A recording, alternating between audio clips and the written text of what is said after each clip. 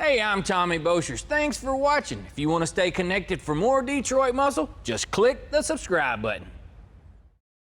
Today on Detroit Muscle, we get Street Regal in the shop for a final push before sending it to the upholstery shop. We'll give you some tips on painting different types of metal and the right way to install door glass and trim. We also head out to help an artist with a classic workhorse and another driveway rescue.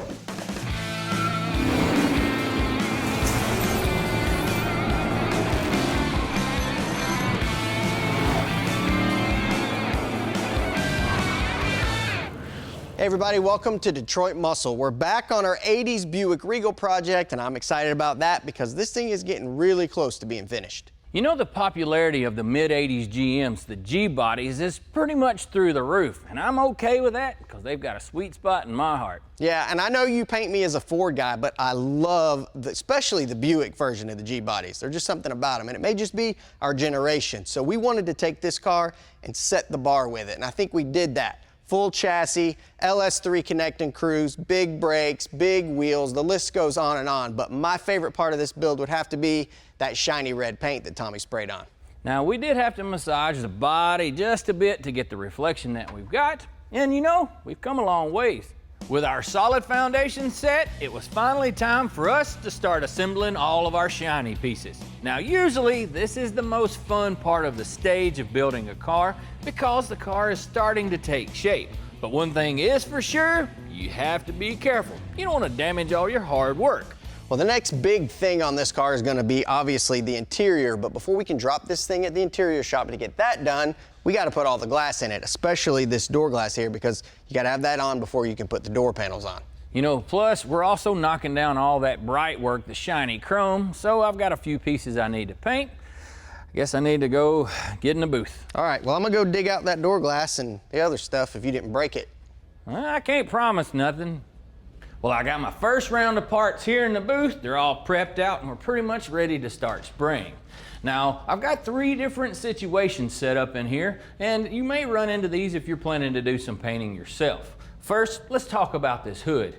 The primer that is on here is the EDP coating. It's electronically deposited primer. Now, they put this stuff on here to cut down on corrosion and to prep it out. Well, pretty much all you have to do is clean it first, scuff it, and then re-clean it, and you're ready to start spraying. Now, back here on the spoiler, it's a little bit different. The primer that's on our spoiler is something we sprayed on here at the shop, and I've got 2 different types. The first round was a polyester. That's this orange or pumpkin colored stuff that you can see coming through. And after I sanded that real well, I came back and sprayed some urethane on it to smooth out my scratches. Now, when I started sanding on it, I got a little bit thin with that urethane, so to paint this piece, I'm gonna have to seal it to go on to the paint process. Last but not least are these 2 pieces of trim that we've got hung up. Now, you've probably heard war stories of people trying to paint chrome and not having much success. And more than likely what they did was just take paint, spray the chrome, and it didn't stick. So what really needs to happen is you need to spray on a tie coat like this epoxy primer that I've already applied. And the reason for that is because the adhesion properties of the primer is much more significant than of paint. Now I need to mix up some sealer for my spoiler back there, and then we can spray on that black.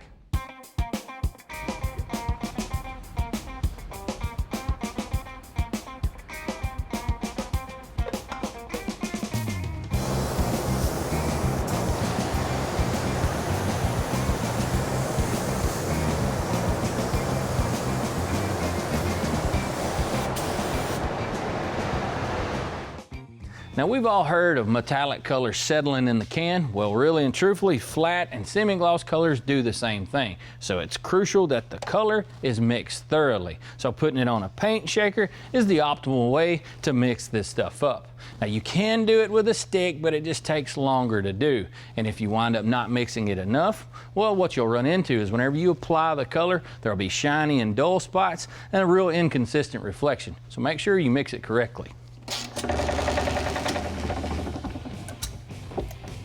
With our paint off the shaker, it's time to get to spraying.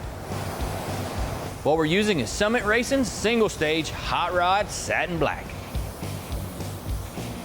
Now with spraying this stuff, I'm going to put on about 2 coats. All of them's gonna have about a 50% overlap, and make sure that you select the right reducer for whatever temperature you're spraying. Sometimes with these trim pieces, it can be a little tricky to make sure you get all the nooks and crannies. Pay attention, but you don't want to come out of here and have missed a spot. Now for this spoiler, it turned out pretty slick considering all this was flat metal just a while back. Well, that laid out pretty nice. We just need to let it dry and cure out so that we can handle it, and then we can put it on the car. Coming up, we dive into installing glass and window trim the right way.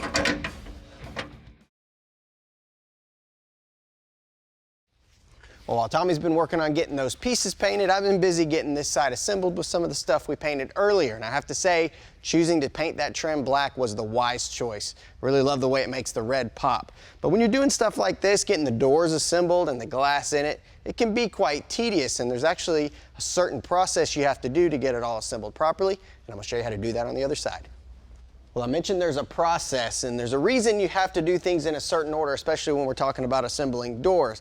That's because if you put one thing on before it's supposed to, you won't be able to get to the part before it to install it. For instance, if you get the glass in, you won't be able to get to the hardware to install the exterior door handle or the lock cylinder or the mirror. So I went ahead and got those installed. Now, the next thing would be normally to install this outer felt, or dew wipe, some people call it. But on this particular car, there's actually a trim piece that goes on with that. So if you just put the felt on without the trim, you'll have to go back and grab the trim and put it on with it. And let's just say, learn my lesson on the other side on that one. Well, now this door is ready for some glass. Well, when we took the car apart, we saved our original door glass, and we've decided to reuse it because it's in good shape, and factory glass is a better quality than an aftermarket piece would be, and not to mention has all the hardware already attached to it, so that saves time. The only thing really wrong with this is it's dirty and it had some tint on it, and when I peeled it off, it left all the adhesive behind, so we need to get that off, get it cleaned up, and then we can get this glass in the door. I'm going to use the glass cleaner as a lubricant to help my blade slide across the glass without scratching it. Another reason is because the glass cleaner kind of liquefies the glue, turns it into like a gel, so it's easier to remove. I want to get this while it's still wet. Otherwise that glue will re-adhere.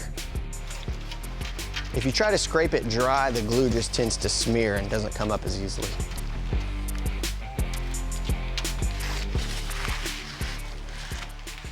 Well, that's pretty much all there is to getting that glue off of there. But for the other side, well, we're gonna need a different tool for that. On the outside here, if you look at the part of the glass that was never exposed to the outside elements, it was just kind of hidden in the door over the years. It collected all this dirt and grime that washed down off of the windows. As for the part that was exposed, well, it picks up all kinds of contaminants and it feels really rough, and regular paper towel and glass cleaner won't get that off. Well, I'm going to be using glass cleaner and double-aught steel wool instead of the blade. I know that seems crazy, like you're going to scratch the glass with this, but actually you're not going to. Just like when you clean chrome with steel wool, it's going to clean the glass the same way. Here, I'll show you.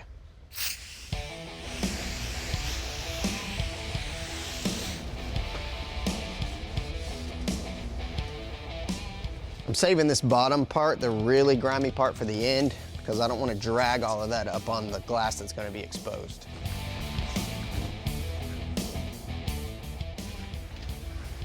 That's better than new. This thing's ready to go in the car. Start up front here.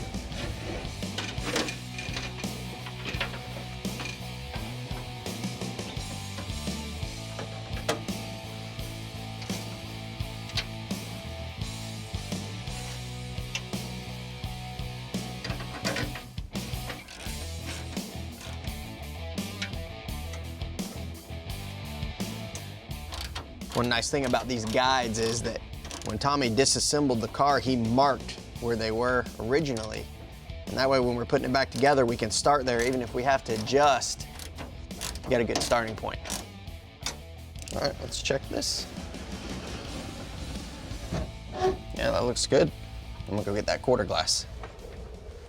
Well, now it's time to move on to our quarter glass, and as you can see from the exterior here, it's in really good shape.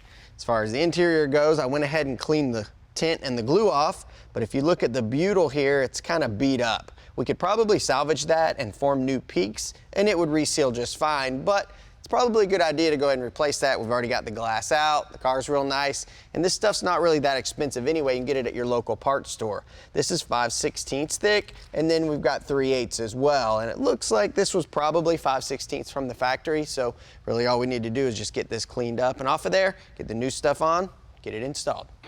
Now it looks like it'd be hard to remove, but it's actually pretty easy. Just gotta work it a little bit at a time.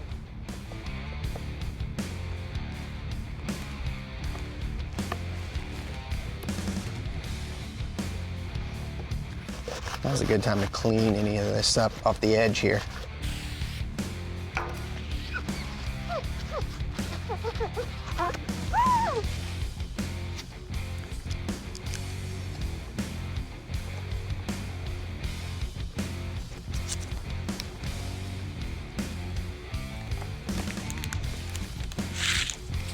Well, I'm cutting off a couple of little pieces here that I'm actually going to put around those studs so water doesn't get in through the stud holes into the car. All right, now we can get this thing in the car.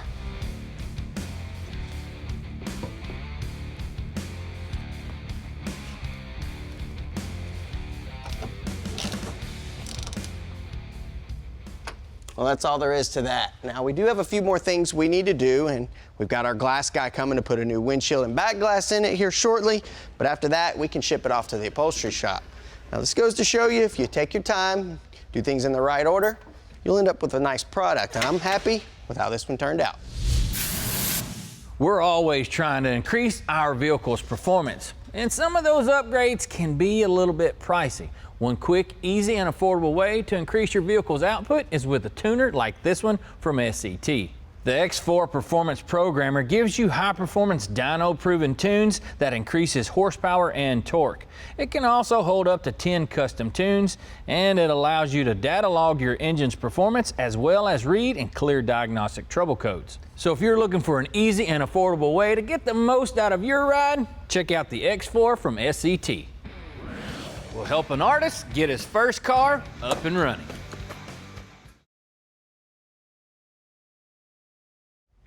Brian Tull is a professional artist, but by the looks of his car, you might think a starving one.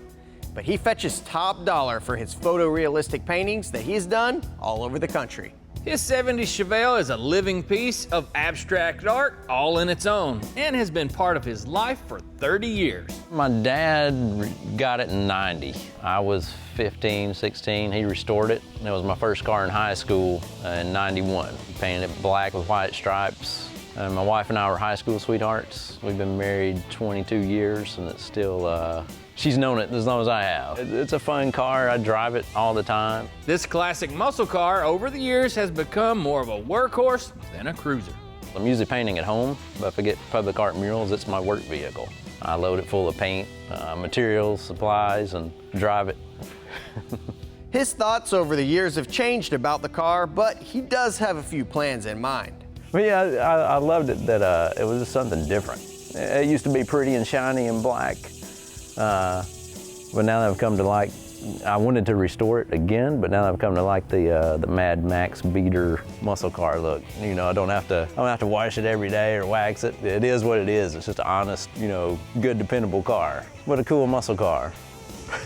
So we headed out with a van full of parts from rockauto.com and some tools, lending Brian a hand to keep his beastly muscle car on the road.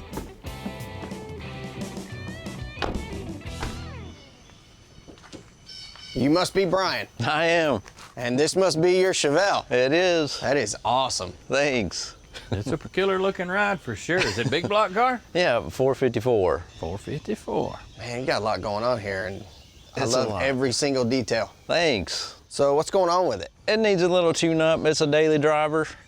I've kind of neglected the maintenance over 10 years.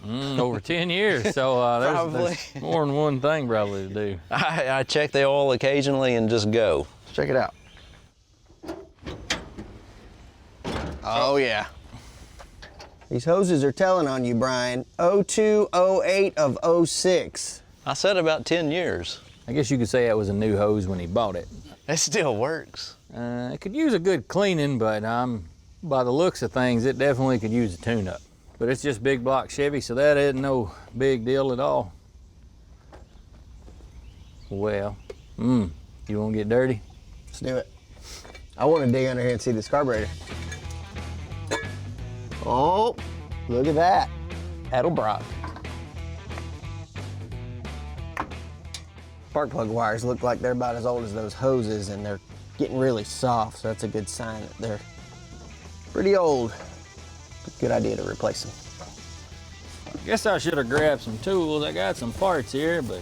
All right, I'll go get the tools. All right, sorry, buddy. It's all right.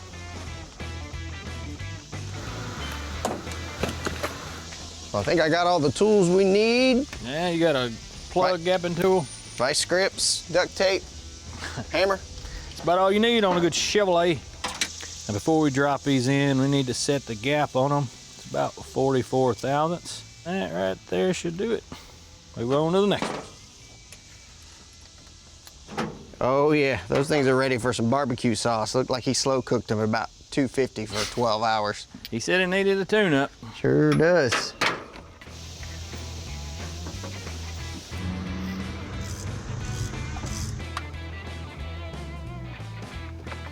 To say this thing needed a tune-up is an understatement. That big old thing here is gonna flake off. This cap's in really bad shape.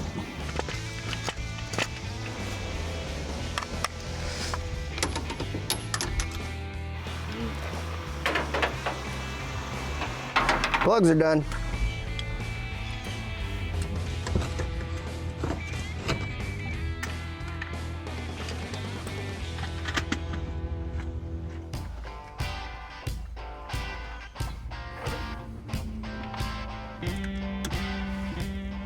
Now, looking up under the hood of this thing, you can tell it's been neglected in the maintenance side of things. So we're gonna go ahead and swap out some of the filters, like the fuel filter, this crankcase, and you've seen that air cleaner come off. We're gonna put a new filter on it. Yeah, I cleaned up that original one. Looks good, don't it? Heck yeah. Reflection's nice too. From this side it is for sure. We addressed some safety issues on a classic muscle car to get it back on the road. Well, after talking with Brian, I'm gonna have to take this door panel off because he's got a bit of a safety issue here on this passenger side door. It doesn't really latch. He said if you close it softly, sometimes it will latch. So that's, you know, gonna have to be repaired. He's got a family and a little girl that enjoys riding in the Chevelle. I did notice that the roller here's got a little bit of wear on it, so we're gonna have to replace that striker too.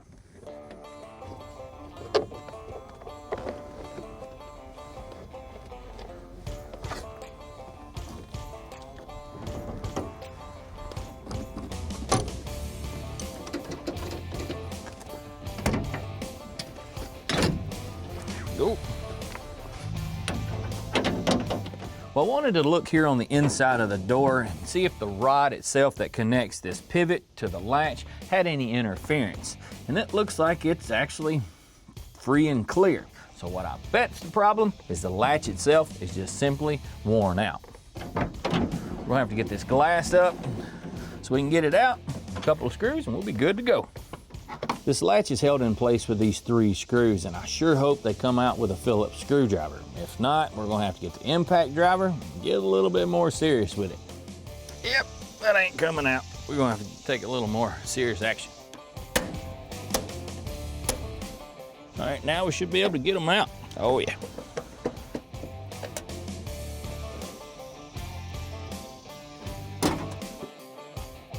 Heck, sometimes just doing this, getting that thing out, it's kind of a puzzle piece.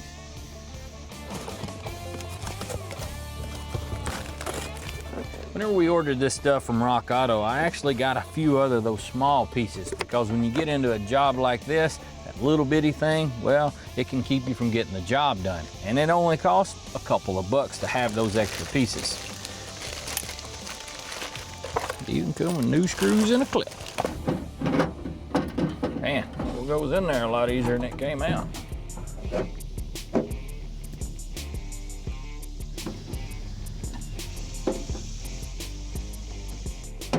Now, while we got this thing about half torn down, it's an excellent time to inspect the other components. Now, I was looking here on our pivot. I wanted to make sure that that spring was nice and tight.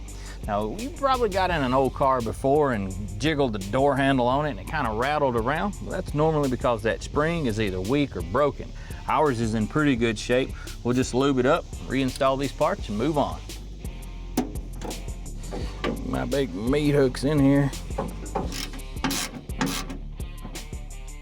gonna slap his old door handle on here. Go ahead and swing my latch and then pull on this handle and see if it releases. Absolutely, that old one didn't do that. Now we're gonna swap out our striker, and I bet you this old door is gonna work perfectly. And that'll do it. Well, Brian, we took care of a couple of things that this old sweet ride was in need of. Awesome. Yeah, and I think you should probably get behind the wheel and take it out on the road here and make sure that it's in better shape than it was before we got here. Sounds good to me. I'm not telling you to do a burnout, but I definitely would watch you doing it. Come on, man, get out of the way. Don't get hurt.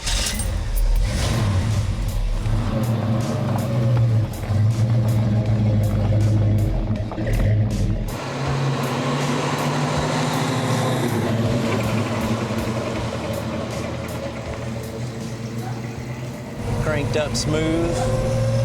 I barely have to give it gas. The door won't fly open now, so I can take the family around. This is smoother than it was in 1991 when it was new to me. I love it. This will be definitely inspire me to take a little bit more care of the Chevelle and get back into it and maybe fix it up a little bit. Thank you so much.